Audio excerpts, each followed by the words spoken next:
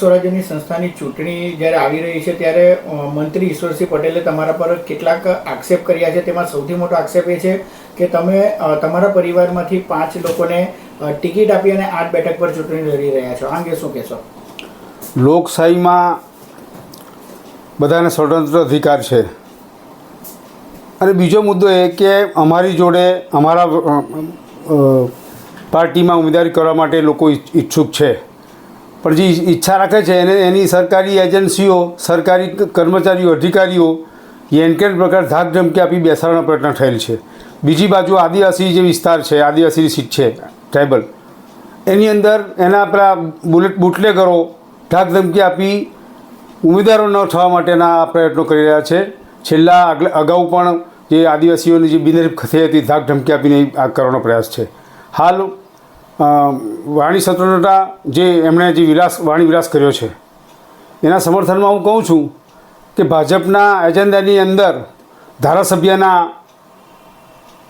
Blood રિલેશનવાળા જેવા કે ભાઈ ભત્રીજા, મામા ફોઈના કાકા દીકરાના, એમણે પણ એમાં 5-6 જે સગા સંબંધીના છે એ ઉમેદવાર કરાવેલા છે. બીજો મુદ્દો કે એમને ઉમેદવાર ન મળતા હતા તો સગા સંબંધીને દબાણ કરી ધાક ધમકી આપી ઉમેદવારી કરવા માટે, કારણ કે એમની મિનિસ્ટ્રીની અંદર એમની ઇફેક્ટ પડે કે ભાઈ મિનિસ્ટરને અહીંયા ઉમેદવાર નથી મળતા, તો ધાક ધમકી આપી ઉમેદવારો નારાજ હોવા છતાં પણ એમને ઉમેદવારી કરાવેલી છે. તો કોને ઉમેદવાર નથી મળતા અને કોણ છે? બીજો મુદ્દો કે ભાજપ જે હિન્દુત્વના નામે પ્રચાર કરતી હતી, હાલ આ જે હિન્દુઓ ઓછા પડવાનું કારણ કોંગ્રેસના જે વિચારસરણીવાળા છે એમાં 182માંથી 62થી 65 જે ધારાસભ્યો છે એને ભાજપમાં લાવી એ આ સત્તા હાંસલ કરવાનો આ લોકોનો મેની મુરાદ છે.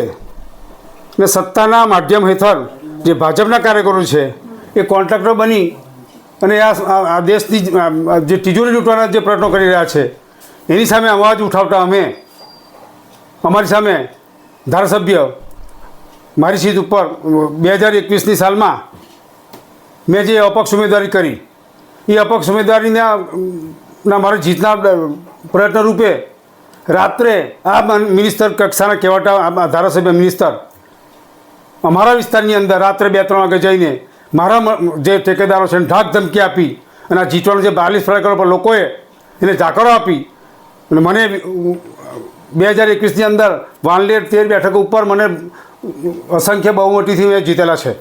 ખાસ કરીને તમે ભાજપમાં આવવાનો પ્રયત્ન કર્યો પરંતુ તમારી લાલસાના કારણે ના આવી શક્યા એવો પણ આક્ષેપ કરાયો છે. એ અંગે શું કહેશો?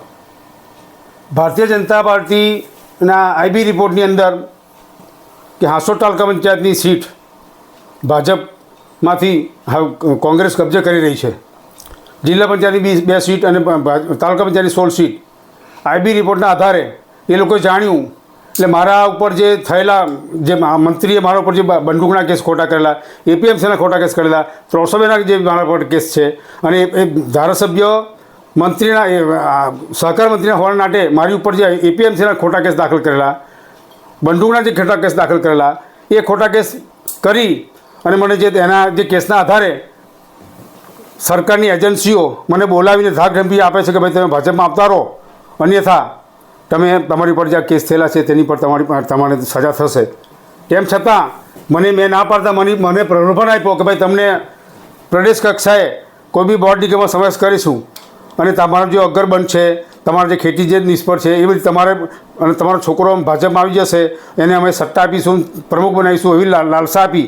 તેમ છતાં એ લોભ લાલચથી જે લાલચવાળા જે છે એ કોંગ્રેસમાંથી ભાજપમાં ગયેલા સત્તા માટે, અમે ભાજપમાંથી કોંગ્રેસમાં આવેલા છે, અમને એવી સત્તાની કે એની કોઈ નથી, કારણ કે અમારી જે અમને આર્થિક અને માનસિક નુકસાન થયું છે ભાજપના રહેવાના કારણે થયું છે અને ભાજપના અમે આજીજી કરેલી, આગવી કરેલી. તેમ છતાં અમને ભાજપના કોઈ મોવડી બંદર કે જે ચૂંટાયેલા પ્રતિનિધિ છે, મિનિસ્ટર હોય કે એના ગૃહમંત્રી હોય, મુખ્યમંત્રી અમે રજૂઆત કરવા છતાં અમને કોઈ જગ્યાએ ઊભા રાખવાનો ચાન્સ નહોતો અને અમારે કોઈ જાકારો આપેલો હતો.